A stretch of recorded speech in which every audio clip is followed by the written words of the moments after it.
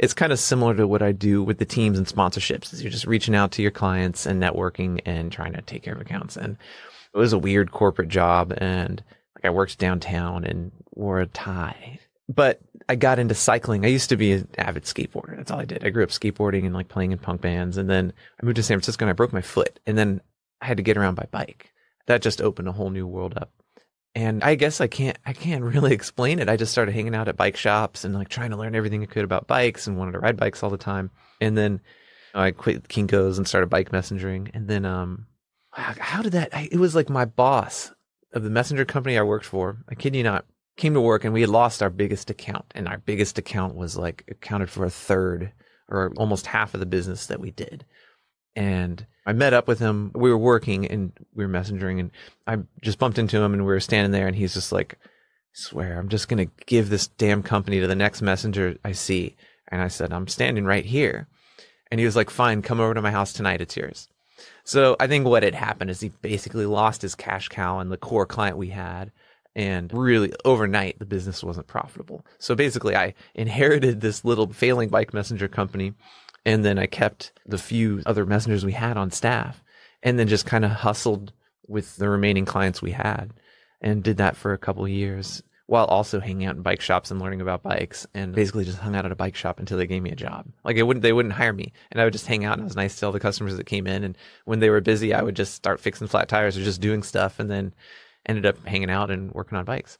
And then when I moved to Portland, I came up to visit and I ended up liking it. And I did a house trade. So I traded with a friend of mine and I stayed in her little converted barn in North Portland. And she stayed in my apartment in San Francisco with my housemates. We did it for a few months. And then at the end of the few months, I was like, hey, I like it up here. I might just stay. And then she was like, yeah, I think I'd like to stay down here. So then I was in Portland and I didn't have a job. I think the last job I had was I was as a dishwasher at the Vita Cafe, which is this cafe up on Alberta Street. And I just started working on bikes out of my house. And then really quickly I got kind of busy and I was like, oh, I need a storefront. Like I can't have people coming over to the house all the time to get their bikes worked on. And so I actually went back down to San Francisco and worked at my old bike shop there for a month or two, saved up $500 and came back up to Portland and just like put down deposit on a storefront on MLK in Fremont. To answer your question, I couldn't find a job anywhere. It's something I haven't really talked about with a lot of people, but I moved up to Portland. I was like, oh, I'll get a bike messenger job. And I couldn't get a messenger job anywhere. And then I was like, oh, I'll get a bike shop job. And I kid you not, in 2001, there weren't 100 bike shops like there are now. There were probably 15 or 16 shops. And I went to every single shop and no one would hire me. I ended up working, City Bikes gave me some hours. And then funny enough, they hired me. And then a month later, they're like, oh, we never hired you. There is a story there, actually. But there wasn't a whole lot of trans presence and visibility at that time, like there is now. I mean, it was 17 years ago and it was a real thing. Like I would go and people would be like, Molly, that's weird. I've never met a dude named Molly. You know, every single time. And I wouldn't get a job. And then you go another place and I wouldn't get a job. It's kind of hard because I'm a really experienced mechanic and absolutely be an asset to any one of these bike shops. And kind of the same thing with the messenger companies. You know, there are a couple really cool ride-on messenger collectives, but in general, I'd go to all these messenger companies and the men interviewing me would just kind of look at me sideways. I wouldn't end up with a job, even though I was wildly experienced as both a mechanic and a messenger. You know, having owned a bike messenger company, I was like, look, I know how to do this. Like, yeah, it's easy. Like, I think what you're sharing is super powerful, and I just kind of wanted to kind of highlight a few things, which is one, you came here 17 years ago to Portland, and you're a pioneer in a lot of ways, just to kind of hold space, to be out as trans, which is it's not easy in 2017, let alone 17 years ago, right? Yeah. And just to experiencing barriers to employment and having that entrepreneurial spirit, like when you were in San Francisco, of like, hey, I fell into entrepreneurship and doing this bicycle messenger company, and just kind of relying on that confidence of like, I've done that before. I'm really into bikes and I'm getting a storefront. And 2001, now, I mean, you still have your bike shop and you've done so many other really amazing things as a business owner. I think that's really, really huge. And I think that for a lot of folks that are listening, there's a lot of people who tune in who are just thinking about entrepreneurship. And there's some of the mindset pieces of how out can I be in my business, or can I? And I just wanted to highlight that for folks listening. 17 years ago, you did that, you know, as an out trans woman, and that's not easy. Yeah. Yeah, I mean, I didn't, at the time, honestly, I started working on bikes out of necessity. I couldn't find a job. Yeah. I ended up dishwashing, and I was like, I don't have a degree. I didn't go to college, but I was like, wow, I'm dishwashing. Like, that's the limit of my employment in Portland. And I think having that messenger company kind of fall into my hands, and that was kind of easy to be like, I'm a boss now, and I got to do logistics and payroll. And I didn't come from any money, so I didn't have any money to kind of start a business or jumpstart anything.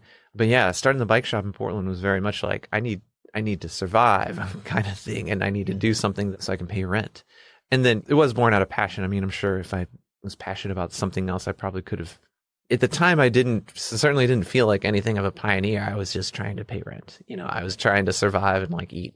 I consider myself lucky that I do live in Portland. And this is something, I'm a little older now, and I don't want to say I had an easy path, but I had a more fortunate path to coming out and being queer and being trans and having been in the Bay Area and then moving to Portland, which is about as liberal of a city as it comes. People might think you're a weirdo or they don't agree with your politics or whatever, your gender or queer identity, but they'll just kind of look sideways and move on.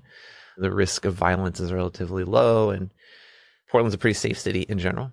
But yeah, I'm rambling. In hindsight, I realized that I've had a pretty fortunate path, and there's a hell of a lot of queer and trans, kind of say youth, but I'm in my 40s now. And so anybody younger than me looking for work faces a hell of a lot of challenges, even now, 17 years later.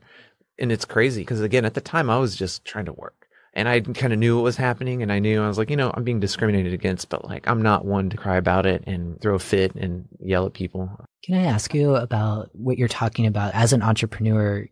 You're creating jobs by virtue of having your bike shop and some of the other projects that you're doing. You're hiring people, and having that experience of knowing either microaggressions or like totally being discriminated against and looked over, even though you're super qualified for these jobs. What are some things that you're doing, and maybe at the bike shop as an example, where when you're hiring staff, it's clear like you're an inclusive employer, that you're valuing obviously the skills that you need for people, but also recognizing that difference is part of strength, and that's going to make you more innovative as a business owner? Are there things that just with your own experiences where you're like, I'm never going to do that as a business owner? Like, what are some of those things that you do? I try to give people a lot of space, and as a boss, I think any of my dozens of employees over the years would say I give people a lot of freedom and independence. Also, just straight up in hiring, in particular, I would say in the last 5 or 10 years, when the business was small, I didn't have an employee for, I don't know, a year or two, and then I got one employee, a part-timer, and then as the business grew, I would say in the last 5 or 10 years, I've had anywhere from 2 employees to 6 or 8 employees. And it's a job, and it's a cool job and a fun job. And a lot of people in Portland are really passionate about bikes, but I also have really high standards. And part of those standards are not just the quality of work, but the professionalism and interpersonal skills, communicating with each other and communicating with our clients. And in the last 5 or 10 years, I've just frankly put in, I'm trying to hire women, like I just straight up put that in the ad. I'm openly hiring LGBTQ and women. And it's kind of tricky. I don't know if there's some legality there where you can get in trouble by plainly saying like, look, I'm going to hire, I would prefer to hire a woman over anybody else. But I definitely put that in all of our for hire ads.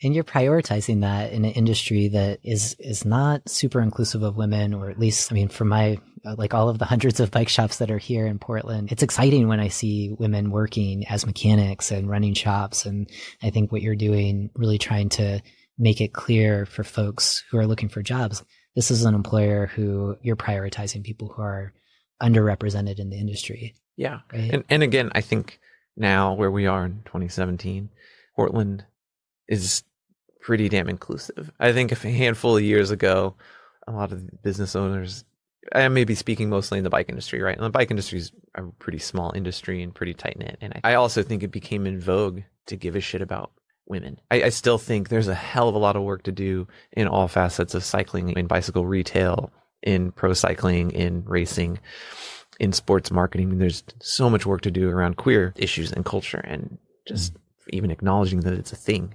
Yeah. I feel like the bike industry is just scratching the surface, being like, okay, we're starting to realize that women are